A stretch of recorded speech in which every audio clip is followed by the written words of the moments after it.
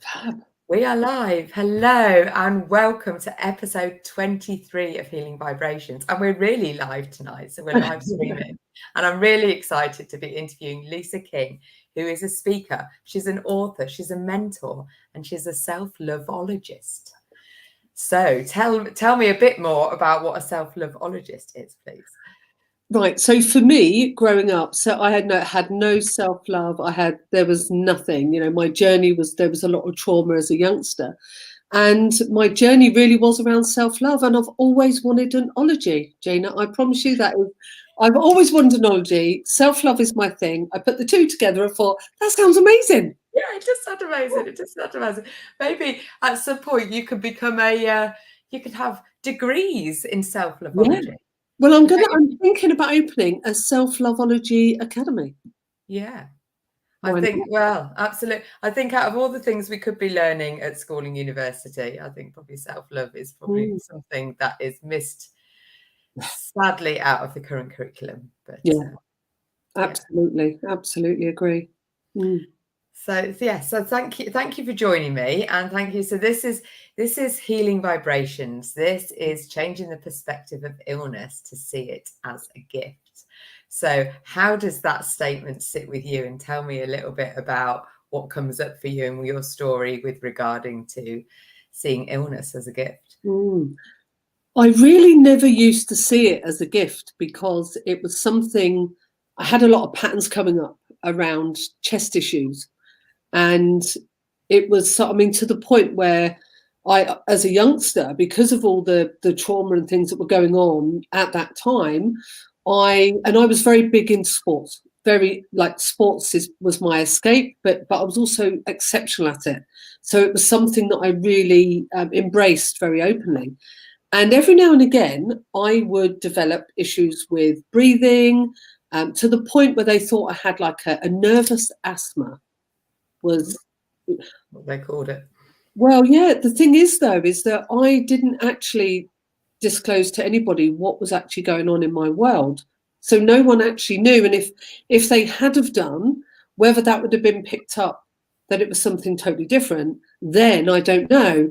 But as the years went on and the snowball effect of everything that was happening kept building and getting bigger and bigger and bigger, so did the episodes of, as in the intensity of what was going on. So I would get, I've just turned 51, literally a few weeks ago. Wow. Very good. 51, my lovely. Thank you very much. I'm feeling it now, which is great. Yeah. But up until I left London 18 months ago, and I've had 2 episodes since being here in Gloucester, that this has happened again because I've been stepping through a lot of stuff. There's been a lot of stuff going on that has introduced and different patterns that were going on. And to the point where my oxygen dropped to below 90%. Ambulance was called, and they literally said to me, because I've got an exceptional high pain threshold because of, I just have. And and they said to me, you're struggling, you can't breathe. I said, I'll be fine. They said, we're actually going to question your mental health if you do not go to the hospital. It's at that point. So I thought, okay, maybe getting sectioned isn't my best move right now. Okay. So let's go. And I went to the hospital, and bearing in mind that it was the same thing that would keep coming up, it would be a problem with my breathing, a lot of chest infections growing up. And it seemed that they would get sort of more intense. I would have to maybe visit the hospital because my oxygen sats were dropping. This was over the years, over decades. Right. And I didn't trigger. It didn't trigger with me what was going on until later in my journey. And I started to understand that there was a pattern to what was going on and when my chest would flare up. Mm-hmm. When I started to pay attention was along my journey. So my partner took her life in 2010. Oh my goodness! And that was my turning point. That was the point then that I knew that I had a bit of an issue with drink. I'd drink because of stuff that went on when I was younger. was my go-to. It's one of my coping mechanisms. Drugs. I did a lot of things. I've lived a lot, shall we say. And what would happen is I would literally, all these different things were coming up for me, and then Becky took her life.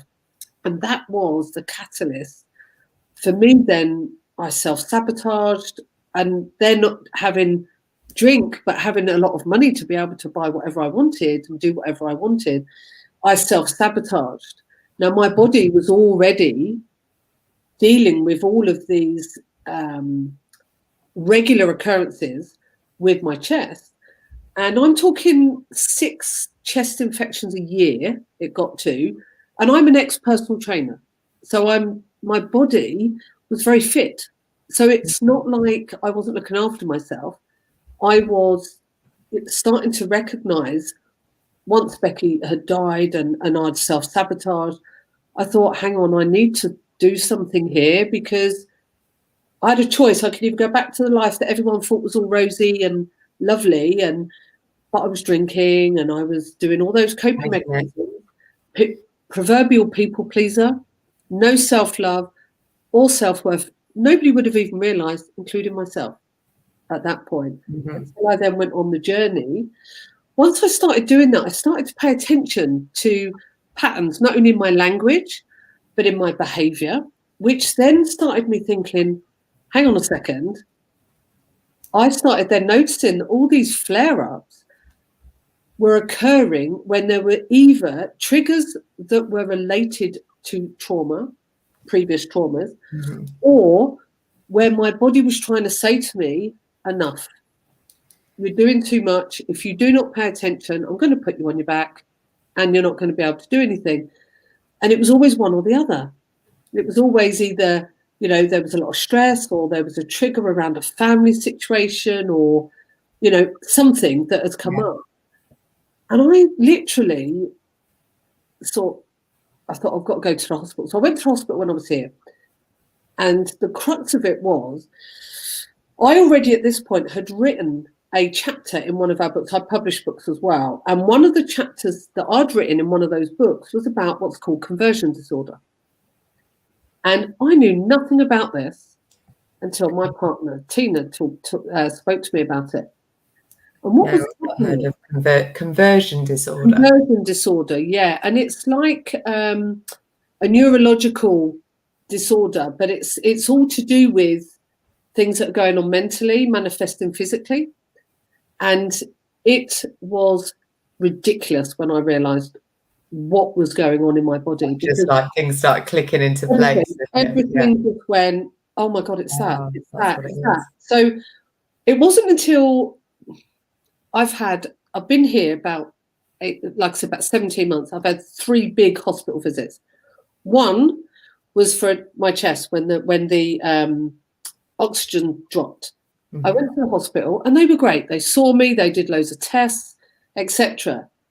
The minute they did an X-ray and a scan and they said, we can see nothing, that's when I knew. Because they were like, no, sorry, let me rephrase that. Hang on, that's a different thing. They saw on my lung. So they said there's something on your lungs, but there was nothing else coming up. And I thought, I know about this shadow on the lungs because I've already been told about this before, holistically. I've been told about this holistically. Right. And what happened, they were like, it's asthma, it's COPD. And I'm like, no, I've been told this before. They were like, this is what we think it is. You're an ex-smoker, which I was. It's asthma or COPD. And I'm like, no, I know my body. This is trauma related. I know it is. But the doctor was like, not. Well, they don't link it together, do they?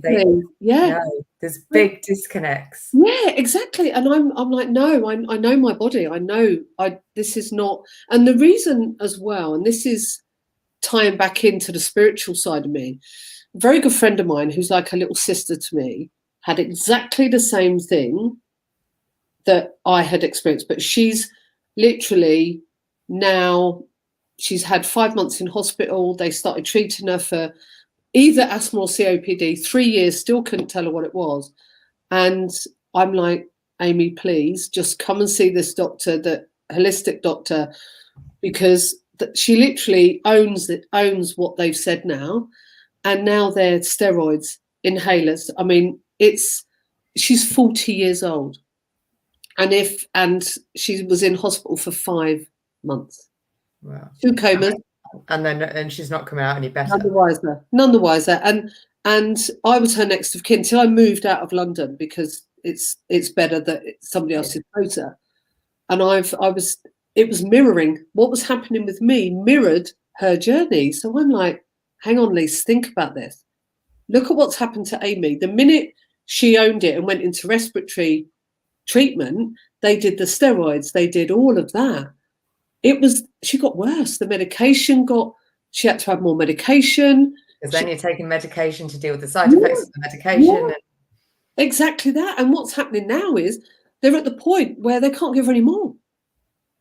So these and the symptoms that I had were very real, very, very real physical symptoms. I mean, oh God, it is. Yeah. And literally, but one of the interesting ones as well, just to sort of fall in with that, I went to the hospital. I literally was doing an interview similar to this, and I was due to do it. And I came into the office where I am now, and I'm like, something's not right with my head. You know, I was starting to not see straight, and I couldn't walk. And I called my partner and I said, something's really wrong. Something's not right. And my head's, I've got this thumping pain. Called the ambulance, and the ambulance come straight away. Straight away, they said, this is either a stroke or a brain bleed. We're pretty sure, because of everything that the symptoms. Yeah. They took me to the hospital, same hospital. They were like, did an MRI and a CT. They went, it's clear. And straight away again, I went, oh my God, this can't surely. But they wanted to do a spinal tap. And I refused, because I've had spinal surgery. So I said, no, thankfully, because it turned out exactly the same thing, that a trauma had been triggered. And what had happened is it had physically manifested in my body. And the symptoms that I felt like there was something going wrong, within a day I was fine. And that's the same. Did you work through any trauma? Did you do any trauma release or anything like that? Yeah, so I had to first understand where it had come from, because I needed to understand, because I was doing the book. So at the time we were doing our last book, so I was energetically taking on a lot of what other people were writing about and stuff. Right. Okay. So just sort of tell everybody about the book then. What is the book of the people's stories? A selection of stories, isn't it? Yeah. Yeah, that's it. So everyone writes a chapter in a book, and what it was that particular book had a few stories that were quite talking about ill health and things like that, and a lot of big trauma, and some of it related to me. So what it transpires is that I've taken on the energy of that, and it had triggered a physical reaction in my body. And I'm like, wow. But the chest, if I'd have gone when I had these chest issues, if I had have believed what the doctor said, didn't question it, I would right now, and this happened in London, they said the same thing. So 2 different hospitals, both wanted to put me on respiratory treatment, steroids, inhalers, everything. I dread to think. I honestly dread to think, and I've said this to the doctors, and I've said it to my GP, I will not take medication until, the medical field, please don't get me wrong, I've had spinal surgery, so it has its place. But I really... things they don't understand. I think they're all too rushed to throw drugs at it or to throw medication at it. But they don't understand what it is in the first place. And I think that's what it is. That's what we're talking about with the chronic illness thing as well, because you're just throwing medication at it in the hope that it will get better. And some people it does for a little bit, helps for a little while. But like you said, the long-term effects of taking steroids, the poison really, aren't they, going into your body? Let's face it. Yeah. So just tell us, so you talked about conversion disorder. So what actually is conversion disorder then? So it's like, so say for example, when you have a trauma, when something happens and there's a trauma, it has a neural pathway. It's literally creates a pathway in your brain, and dependent on, you know, what was around at the time, who was there, whatever, certain things can trigger that reminder of that pathway. And for me, it was always related to chest and not being able to speak out, and because there was a lot of secrets around the trauma that was related to me. So it was, am I able to talk quite openly? Yeah. So I was brought up around domestic violence, and then at 12 I was raped, and so there was a lot of trauma that I wasn't able to get it off my chest.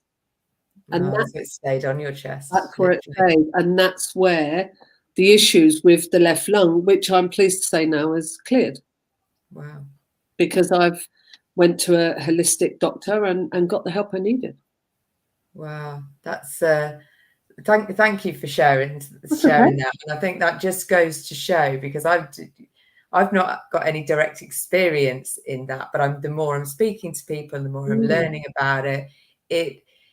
I think there's so much in illness that is stuck in emotions that we haven't been able to release, and we haven't been able to express in any way because we didn't know how to, and it's a safety measure for our bodies to keep in check.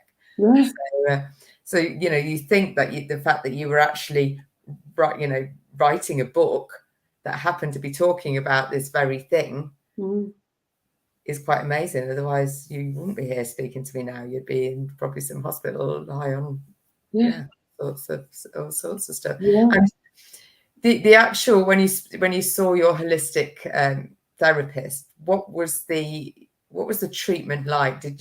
Was it scary, horrible? No, honestly, this gentleman, his name's Dr. Jacobs. Oh, genius of a man. I had about 6 months, maybe more than that now, actually, about a year ago, spoke to a gentleman called Ryan Martin. So a really good friend of mine, Helen, she had terminal cancer. She also had many challenges with her health, lots. She went to Ryan, and Ryan helped her through his program with regards to healing. And Dr. Jacobs was part of this. So Dr. Jacobs I walked into his office, I will never forget. And he had, you know, like you had the old science rooms that had bottles in different places and looked like really old and stuff. Yeah. And he walked in, and he's got to be late 70s, got to be. Right. And I was like, wow, okay, I didn't know what to expect, but he wasn't who I was expecting. And he sat down, and he was a man that wouldn't look you in the eye. Eye contact wasn't great. I'm like, okay, cool, no problem. And you could tell straight away this man was a genius. I'll get this feeling for people. And the tests he did, he asked me a little bit of history. I didn't go too much into it because I wanted to see what he was able to tell me. He did a test where I was fully clothed for the whole thing, other than taking my sock off. That's all I had to do.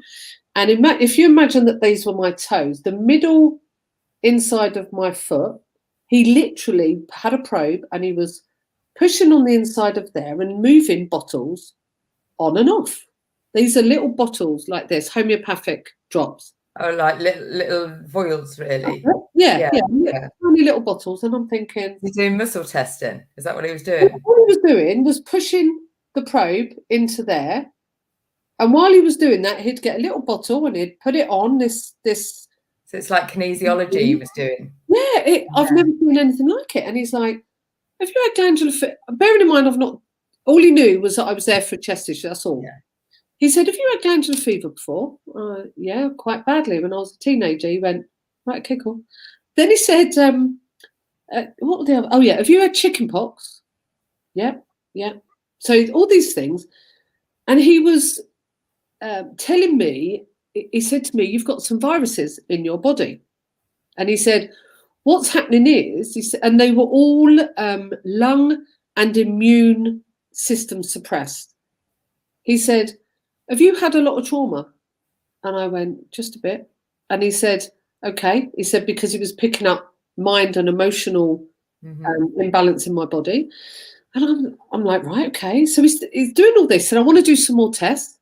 He did another test where he put a set of headphones on me, normal 80s style, big headphones.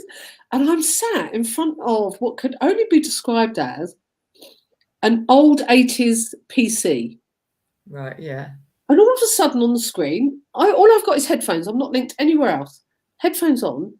And all of a sudden you saw a picture of my skull come up on the screen. Then you saw a picture of all the different organs and different parts of my spine, everything.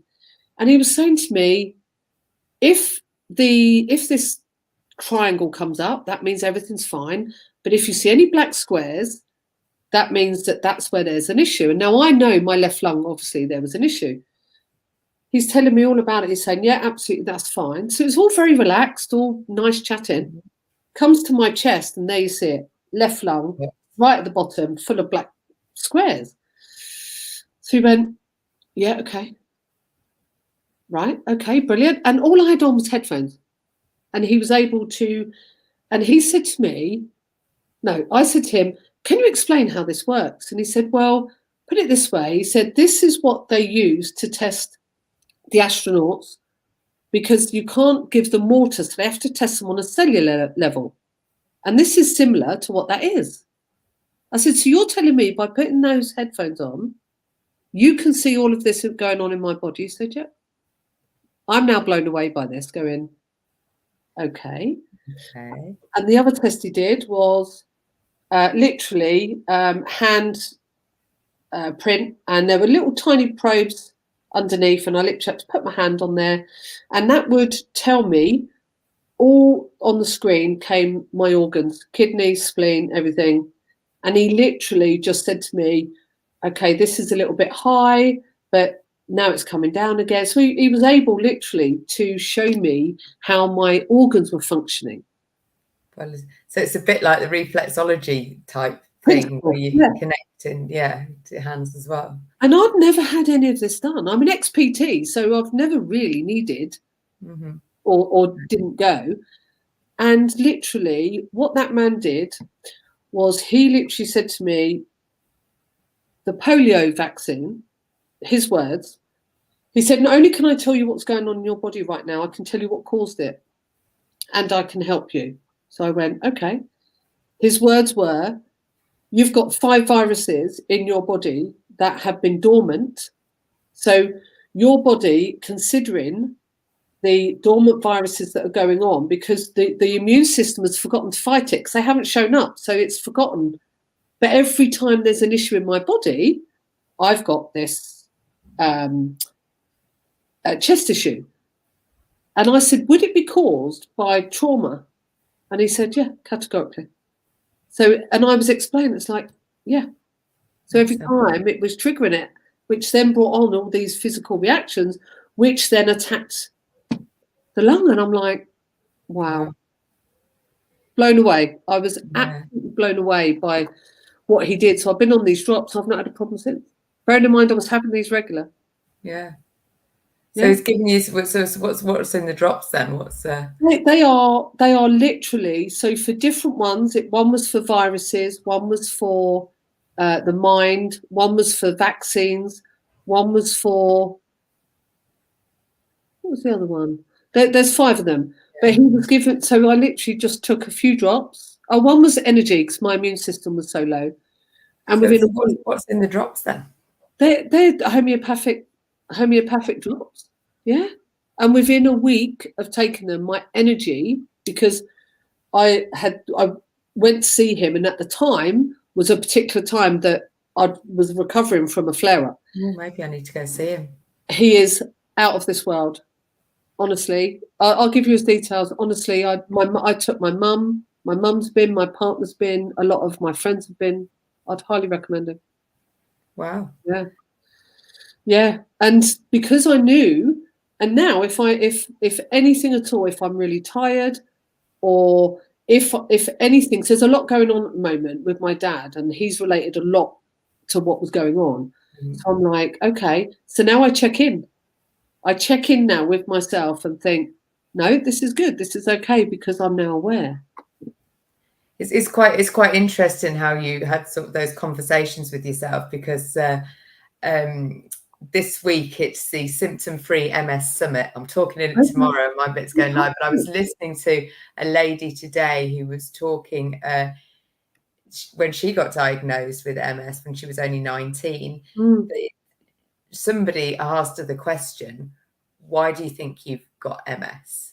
And she's like, what do you mean? Why do you think I've got it? I haven't given myself on purpose. So all that sort of, it stuck with her and she thought about it. And oh God, I can't remember the reason that she gave now. But she came up with a reason. There was a reason that was that had been going on. Oh, that was it, because she'd been adopted, and she'd been adopted into a family where the father was very shouty. Okay. And she always felt like always shouting at the mother, and always it was his way or the highway, and she didn't feel safe in that environment. She always felt like she was protecting her mother, and that was sort of the crux of it, and that was why it just sort of brought it about. But even just asking those type of questions, because we do know deep inside there's just, and if you can't think of anything straight away, you can just let it percolate. Why is it? And I think for me, for my MS, I was on the wrong path. I didn't have the confidence to say what I wanted, and it's definitely shifted that for me. Wow. Yeah. It is powerful stuff. Once we get over that, we've got the answers inside of us. Oh, our body tells us. Our body, there's nothing like it, and it's completely unique. And when I talk about the conversion disorder, it was really interesting because another word for it is functional neurological disorder. Right. A friend of mine on Facebook, within the last 2 weeks, put this post on saying, I've just been diagnosed with this FND, and it's this is really bad, because she's also got a heart problem. And I'm like, I said, hang on one sec. Literally double checked, spoke to my partner, said, am I right? Functional, and Tina was the one that said, the other word for functional neurological disorder is conversion disorder. And this was what was big with Tina's daughter. That's how she knew. She immediately got on the phone to my friend and put her mind completely at rest and went, this is what it is. And immediately, straight away, she went, right, okay, all right. So she didn't own this disorder. No, we didn't. That's it. We've got to go and take all these medications that aren't really going to work. Yeah, absolutely. They were like, you need to come in and have this procedure done, that procedure done, that procedure. It's like, Sharon, hang on a sec. And I told her what happened with me, and she's like, wow, okay. I said, all I'm saying to you is just question, just have a look at where this could possibly be coming from and what your body's trying to tell you. And literally, she just looked and went, this changes everything. I'm like, yeah, it does. Because now you can help yourself, as opposed to having loads of medications and things thrown at something that they are treating symptoms. They're not looking at the cause. And of course, they never get time to really look at the cause. I mean, this lady that was on the MS Summit, she's got a practice now to help other people. Yeah. And, they have to spend a couple of hours with the person when they first come in, getting to know all their history. Yeah, they're not taught it. No, exactly. So they're never going to link it. They're never going to link it together. Whereas actually, once we know about it, you're almost looking out for the connectors, aren't you? And I guess. Yeah, absolutely. Probably patterns. You were talking about patterns. There are probably patterns amongst all of us where you get similar ones. Well, I think there isn't there? There's books that sort of say certain aches and pains mean certain things on a physiological level, definitely. Yeah, and I always look at that. Whenever anyone says to me, I've got this going on, I will go to a book and go, have you thought, is there a possibility it could be this? That's all I say. I say nothing else. Is there a possibility? And 9 times out of 10, they'll say, yeah, is that connected? And it's like, wow, okay. And that's not my thing. I'm in health and wellness. as an ex-PT, and I was a GP referral instructor, so I do understand the body, but I hadn't gone down that route until my own experience. Wow. And it's so powerful. And actually we can work it out ourselves. Yeah. And also get the help from people that are open. One of the doctors that I mentioned it to, he was really open to what I was saying. He was a younger doctor. He wasn't quite so set in his ways as some of the older doctors, but he was very open to, and I say that with experience of those doctors, not that I'm sort of labeling everyone. But he was really open to the possibility of listening and actually thinking, wow, that actually could be a thing. Because I was very calm with everything that was going on. My oxygen, one of the times my oxygen dropped below 90, normally people would be quite panicky. I was having a subarachnoid hemorrhage, according to the doctor, or a stroke, because it's very prevalent in my family. I was exceptionally calm. And they were like, you seem very calm. I said, because I'm questioning this. I know I'm feeling the physical symptoms. I know how real this feels in my body, but I'm questioning what's caused it. And that's when the test came back, it was like, it was as if he was sort of gone, okay, right, all right. It's interesting. So you sort of go in with a bit of a curiosity head on rather than a fear head on. Absolutely. And I think and like when you said to your friend and it changed everything for her, because then it's like, actually, that means there's a solution. I can work it out. It's not some horrible, scary thing that's going to kill me off. Absolutely. It's just, it's joining the dots, working out the puzzle, however you want to, the analogy you want to use of putting it together. Yeah, and it's not blaming, it's not being negative towards the medical industry, because they're taught a certain way. They're taught to deal with illness. Well, actually, I'm in the health industry. I want to look at health, not I want to look at what the body is trying to tell us about what's happening, because the body is always, I mean, we've got to live in this our whole lives. So it's good. It wants us to live the best life. But if we're not in alignment, or we're not doing certain things, or there's something that's out, some out of balance, it's telling us, and that's what it's doing. It's showing us that just look at the possibility of what this could be. So that then, and this is my words, but that then for me is the gift. That is the gift of to unwrap that self-awareness of, what is it for you? And for me, it's like, I'm still unwrapping it. I don't know. There's not been an easy, obvious answer. So, but there is one. Yeah, absolutely. Yeah, absolutely. And it is a case of, I think with me, because there was so much trauma, it got to a point where I'd sort of think, right, okay, I've done it now. It's great. I feel great. But that was that pathway. Then there was something else, and that would still link to the same part of the body, but I still had to unpack it.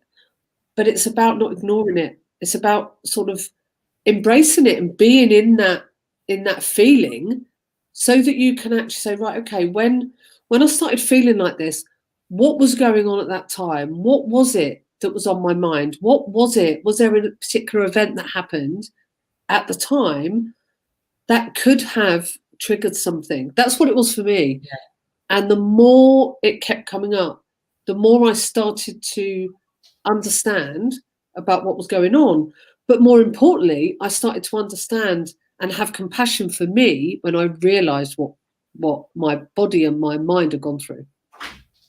So yeah, that's right. So when you talk about the so was it then that you started embracing the self-love thing, or was the self-love come out as a result of your experiences, or were you sort of do you know what my biggest act of self-love was? Giving up alcohol. I've been sober for 4.5 years. Wow. Well, like no alcohol. And at first I did it, and somebody said to me, were you an alcoholic? And I said, honestly, no, I don't think I was, but I had a really unhealthy relationship with alcohol. So for me, alcohol was my go-to for celebrating, commiserating, stressed, calm, blah, blah, blah. I would, yeah, I would. And then it becomes a habit and part of your life. Exactly that. And I could drink, you know, I drank from 12. After the rape, I literally went inward. I literally switched off to the world and switched off to me. And that just literally resulted in abusing my own body. And that's what I did in many different ways, from alcohol to drugs to allowing people to do things that I shouldn't, you know. And it's like, boundaries really? are gone. Boundaries were gone. Where were none. Yeah. So for me, my self-love journey started when, after Becky took her life, and Becky took her life. It wasn't me that killed Becky, but I ended our relationship, and then she took her life. Right. So that was on the Sunday night. She'd been on a cancer journey. She was in remission. She was in a great place. I, at that point, said, I really need some space, because I was lost, completely lost in everything that had been going on. I'd found out my back was broken again, and I'm like, I need to just give Lisa some time. Literally, we went to bed, but we said, let's go on holiday, let's sort it out. It's probably stress, let's just go. Next day, she took her life. So that there are no words to explain the guilt and everything. Now that then triggered all sorts of stuff going on from younger years. Yeah. And it was like a year of self-sabotage. Then I had a breakdown 2 years later. And that's when my body, I was at the lowest. And I thought, I need to do something. And that's when I started really big into personal development. And I would sort of add layers on and keep learning. And I would say my self-love journey probably now has been about 5 years, maybe 6.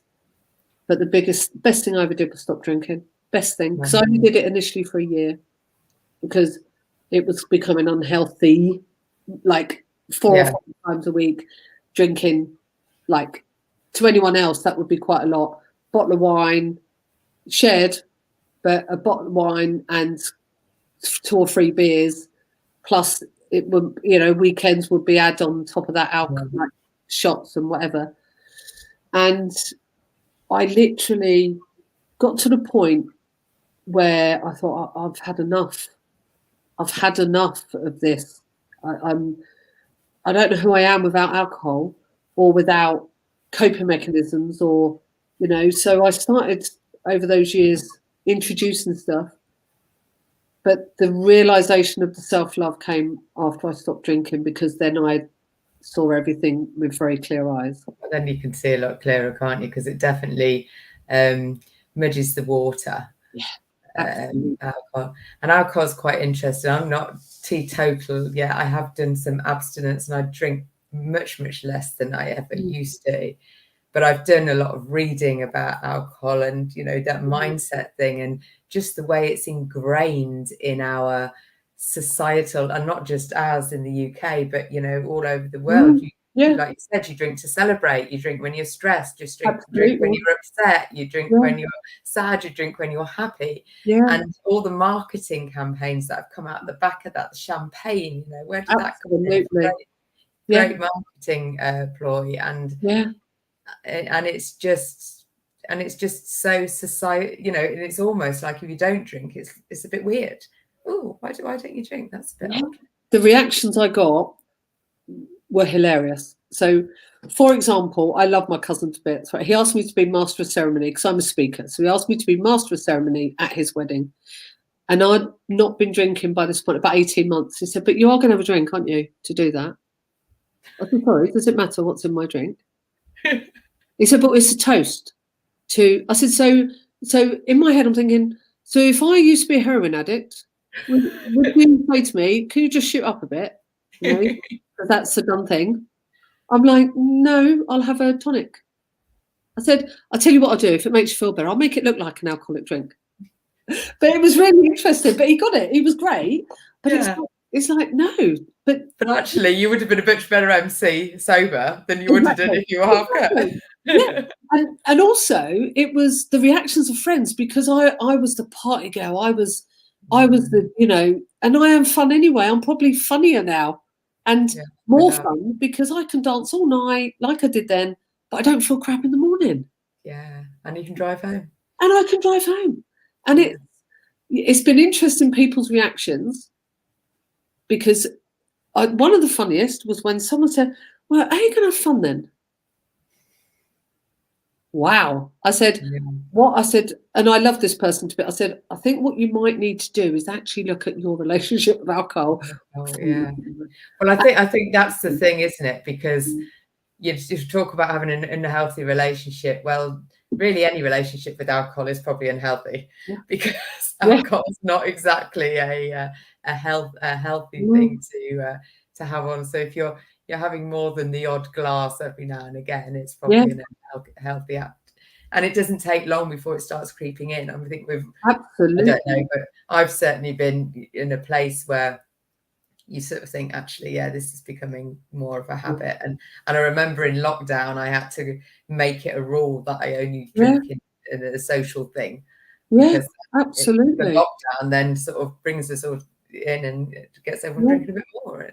It's like that boiling frog, isn't it? It's like, you know, if you were to sort of put a frog into boiling water, it'd jump out immediately straight away.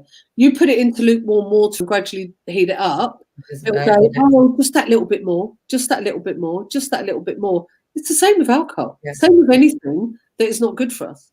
If you just drip feed it, and I won't go off into a tangent, drip feed it, then that's what happens. People go, it's only a tiny bit. But if you look back 6 months to what you did before then, you're like, hang on a minute, where did that come from? Yeah. And alcohol masks so much. It masks so many issues and creates so many more. Massive.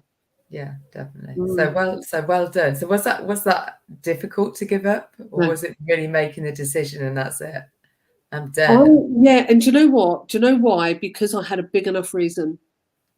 You know when they say if you've got a big enough why, your resistance will be I had a big enough why, because the catalyst, to be fair, was that on 5 occasions I had drunk beyond like ridiculous amounts, and I became my dad.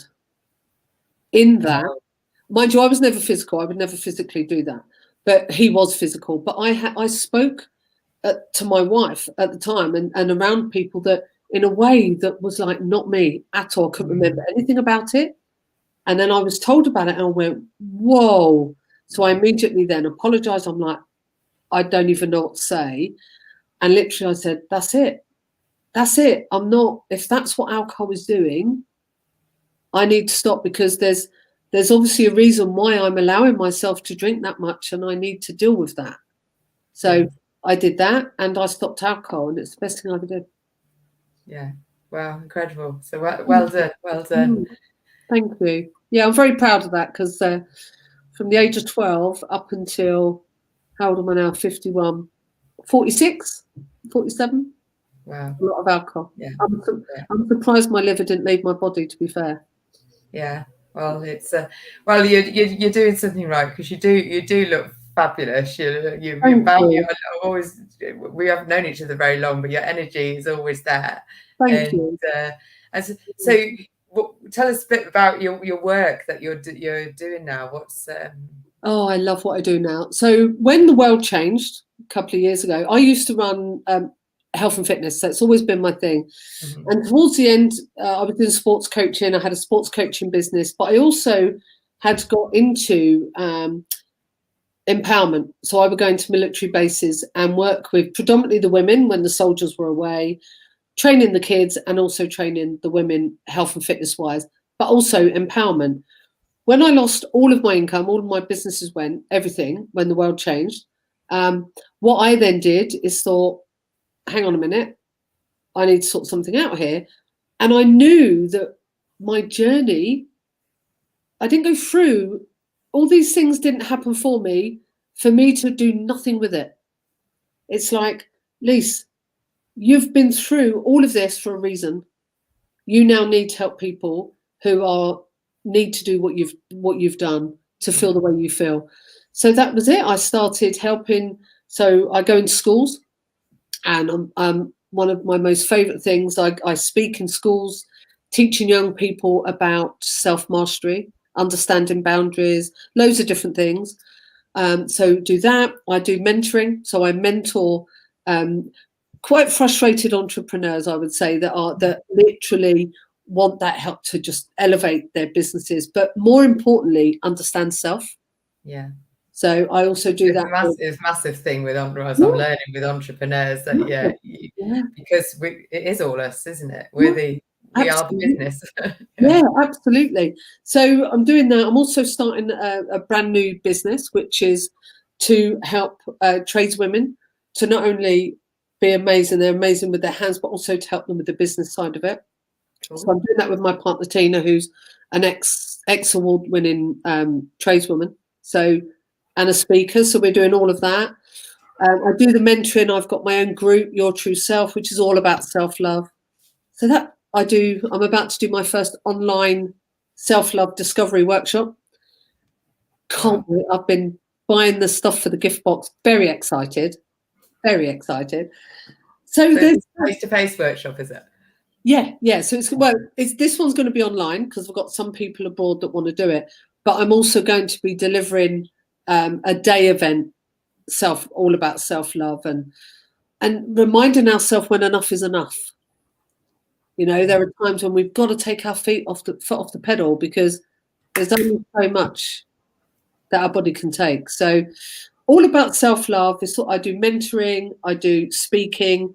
I've got a publishing business, so we publish books, and we've got co-authored business book coming out. Got my book's coming out, The A to Z of Self-Love. It's all a bit busy, Gina. Wow. Well, I know. Well, yeah, absolutely.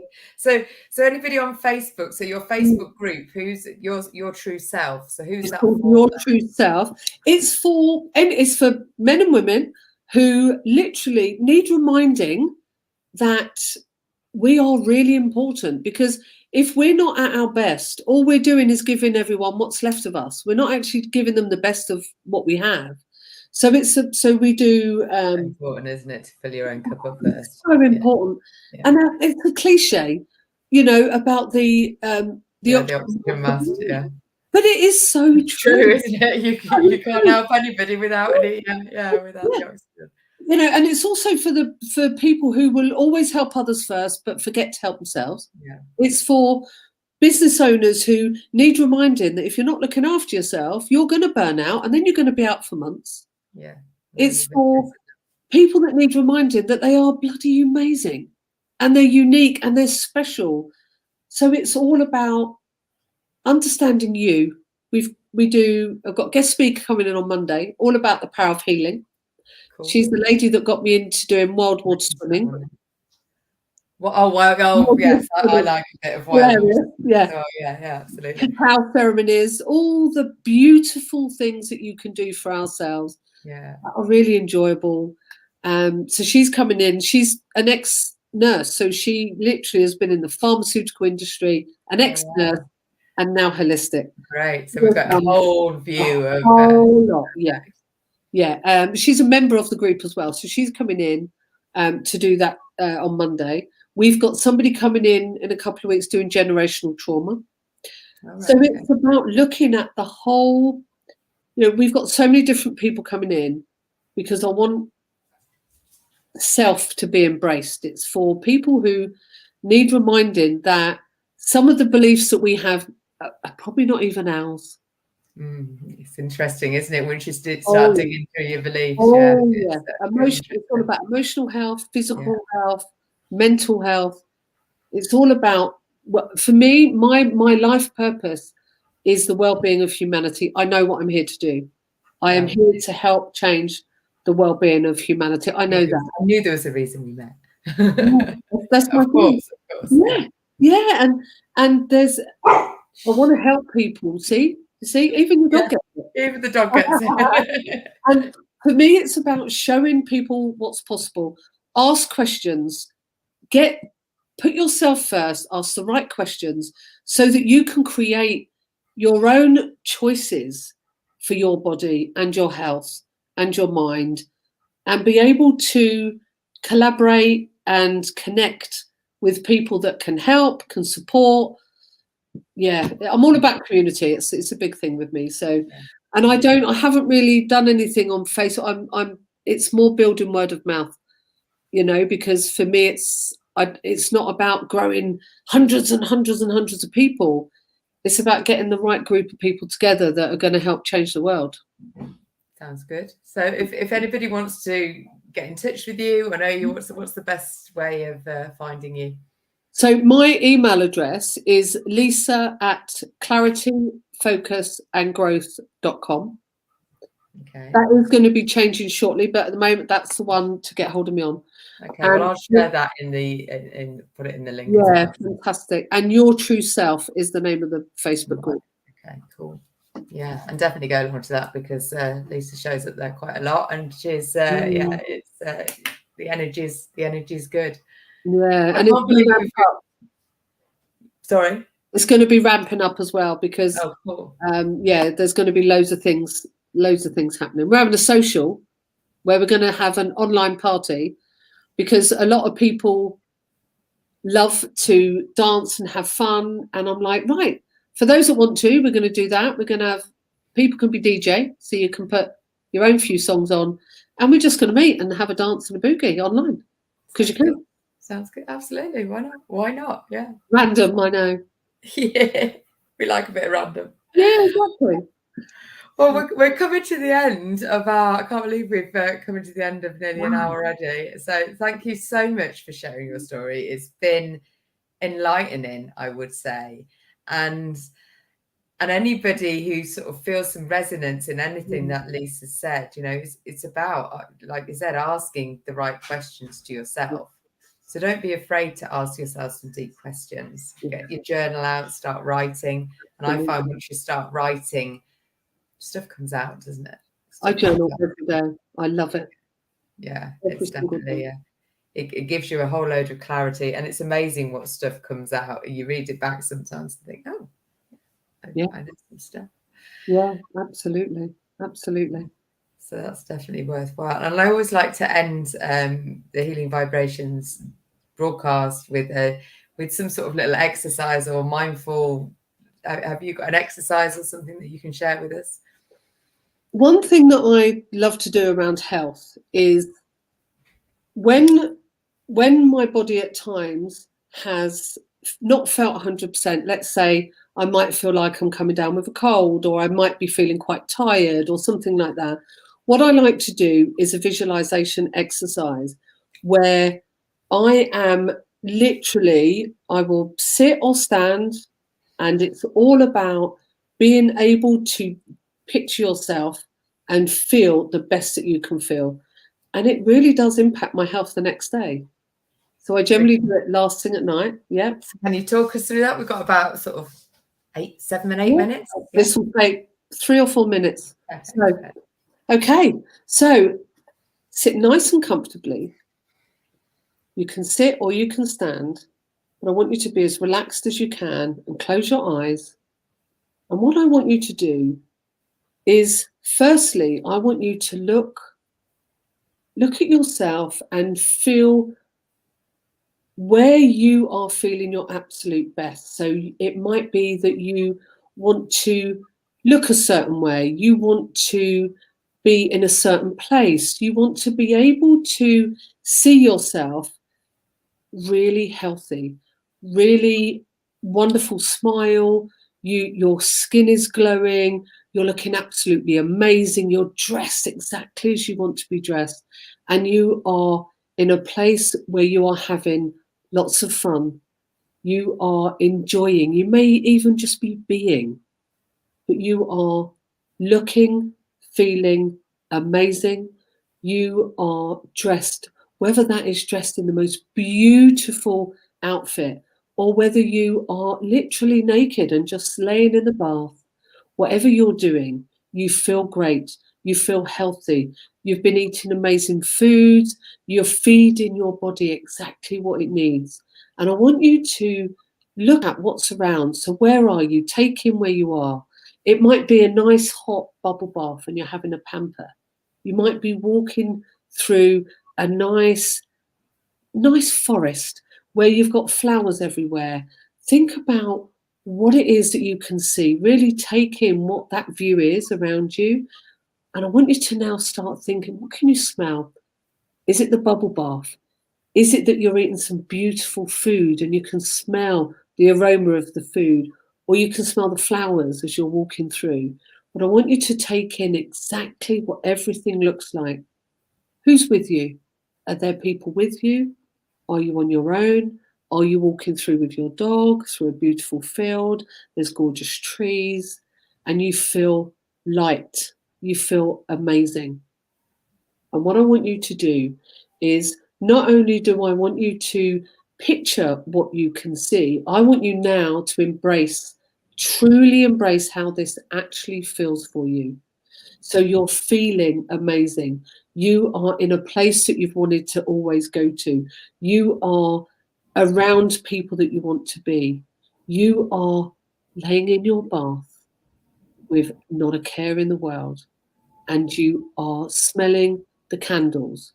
You are feeling the bubbles. You are feeling the mask you've put on your face. You've all that treatment that you've done. You can feel it. But I want you to now take in how that's feeling in your body. And what I want you to do is imagine you're now turning up a dial and you are ramping up how this is feeling for you. So you now are just absorbing the amazingness that you're feeling. You're still seeing, because it's important to see what you can see, but add on that feeling. Keep that feeling going and ramp it up a little bit more. So turn that dial up that little bit more and absorb how this is feeling. Keep it going. Keep absorbing how this is feeling. You can still see what you can see. You can still feel what you can feel, but you're taking it in all the more. You're enjoying it. You're absorbing it. You are absolutely embracing every minute. And I want you to remember that when you start feeling at any point that you need to take some time out, think about what you're seeing now and go and do that. Or if you're unable to actually physically do it, do exactly what you're doing now and bring yourself to this place that you can remember right now, this feeling, so that you know that in your mind you are now telling your body that everything is exactly as I want it to be. And I'm feeling amazing.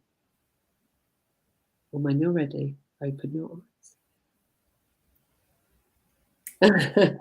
That was very nice. Thank you very much. Right, I did. Yeah, I did. That just came out of Absolutely, just came out of and it is, because it's such a powerful thing, our imagination, isn't it? Because I've started playing with this a little bit more, because at the moment I'm still not walking very well. And one thing that I can't do, which is really quite interesting, it's like my body's forgotten how to jump. Okay. You know how when you jump, you bend down with your knees, and obviously you bend your ankles as well, and mine feel really stiff and hard. And then if I try and spring up, there's no spring. I can do it from holding onto a chair or something. Okay. So what I've been doing is trying to use that imagination. I've done a similar thing to what you did then. I recorded myself, imagining myself with a skipping rope, jumping when I was a kid. I used to have the big skipping ropes with you turned and you jumped in the middle, and just imagining myself that and trying to really feel. And I don't find visualizations easy, but just because it's not easy doesn't mean to say you shouldn't do it. And it really, I haven't, even though it's one of those things I know, it's only the last week or so really I've been using it as a daily practice. So it's definitely worth, and I shall report in how it's going. But it just makes you feel better, doesn't it? Yeah, absolutely. And I think I believe from the point of view of telling our mind, because our unconscious mind doesn't know what's real or not. So if we're saying to our body, right, this is what I'm doing and it feels amazing, etc. It's saying, oh, okay, this is real because they believe it and this is a real thing. I now need to find other things to bring in that will be able to reinforce that. And when I've done it, I've always felt better the next day. Definitely. So thank you so much for sharing that. That is a really good exercise, and I would recommend recording your own little version, get a little, use your phone to record it so you can listen to your own voice saying what you want and what's in your, you know, your vision of you living your perfect moment. Yeah, absolutely. And it is really powerful. It really is. And it's, I'm one of these. I'll give anything a go once. So excellent. Well, thank you once again, Lisa, for coming here, showing up live. I don't know who's commented or anything because I don't know how to work the machine very well. Oh, there's Kathleen. Oh, you can see it. Yeah, because I know it was on private chat. I just went to comments and saying thank you, and you're amazing. Love this. Oh, thank you. That's really nice. Thank you. And where's the comments then? So over on the right-hand side, you've got private chat. Oh, comments. Look at me. Yes, thank you. Hi, Kathy. Thank you. Love it. Right, that brings us to the end of the hour. So thank you very much for listening, everybody, and go away and do some amazing visualizations of your perfect moment and see how amazing you can feel. And if you need to get hold of Lisa, it is Your True Self Facebook group. And if you want to say the email again, it's lisa@clarityfocusandgrowth.com. And with the Facebook group, it's called Your True Self, and then in typical me style, unmasked, undeterred, unstoppable. Of course. Thank you very much. I will see you next week.